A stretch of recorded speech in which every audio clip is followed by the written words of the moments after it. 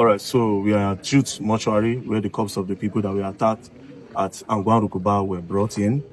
Over 20-something of them. I counted at least 28. 29. So at least 29 persons were brought in here. So the government said they are not going to be doing a mass burial, that they will be burying them individually to give them the respect. I saw pregnant women. I saw a lot of young persons, older persons that were killed. So this man was present there yesterday. So he's going to give us an account of what happened. So my brother, please, in details, please be precise. Now, as at about 7:45 p.m. yesterday night, I was driving down from Bauchi Road going to Lamingo.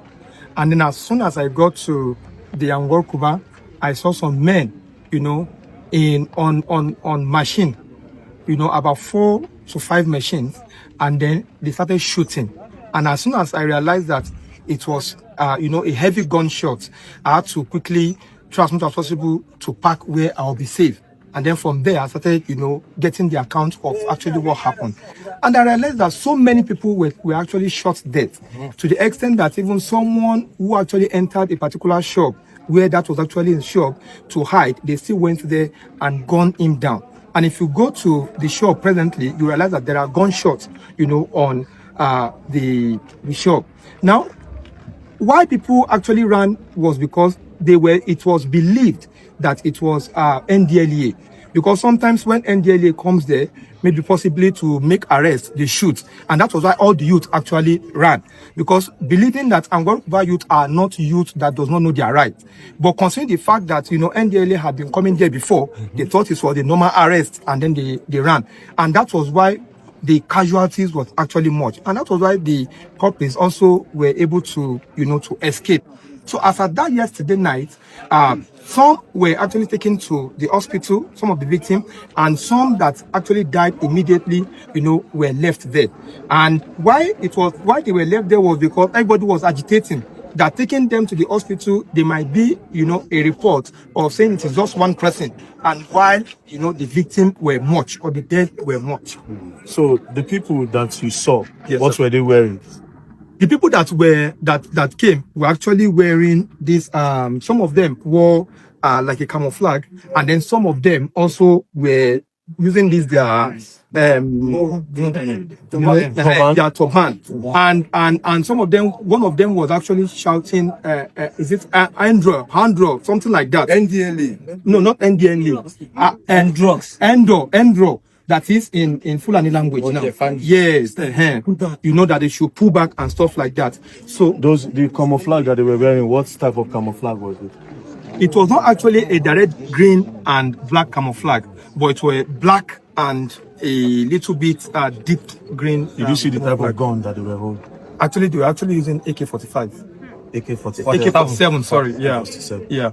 And that was why, if you go to, why I said so, is because if you go to the scene where I said they actually entered the shop and gunned down, you realize that there is even a gunshot, on the wall. So if it were a normal gun, the gun will not penetrate and even give a hole to the door, because the door is actually a steel wall, not actually the people I saw. Yes.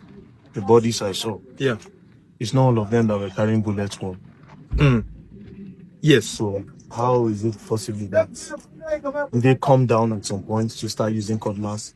Yes, it came down at some point to start using cutlasses. In fact, we have account of like 2-3 people that you see cutlass on their head directly. The videos are there, to show the evidence of what actually happened. Now, there is one thing that actually baffled me in the whole situation. Now, the police, we've always been hearing that police are friends. And in that particular spot, there's a police station.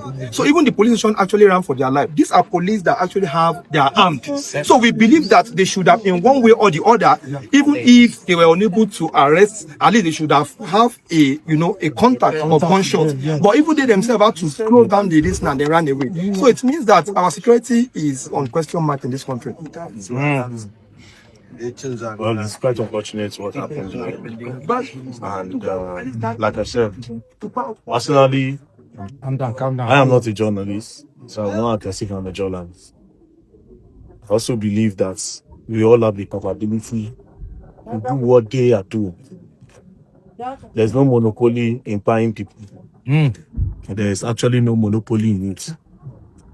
Yesterday was a very significant day in the Christian calendar. Yesterday was Palm Sunday. In the Christian calendar, that is when the Christians feast and wait for the resurrection of Jesus Christ, which is next Sunday. Next Sunday is Easter, which is the resurrection of Jesus Christ. So doing that thing yesterday was barbaric. This same thing happened on Saturday in Borno State. A lot of people were also killed. Now, it's quite unfortunate that the Minister of Defense, Christopher Musa, I was surprised when I saw him on the campaign ground. That the Minister of Defense are supposed to be strategizing with the amount of insecurity we have in Nigeria. You are campaigning? That is the most craziest thing. I lost hope.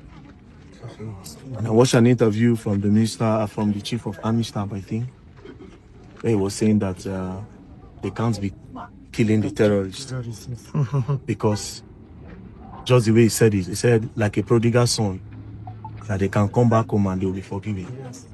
If you keep forgiving them, if there is no penalty for the atrocity that they commit, they will keep on committing. So what do we do?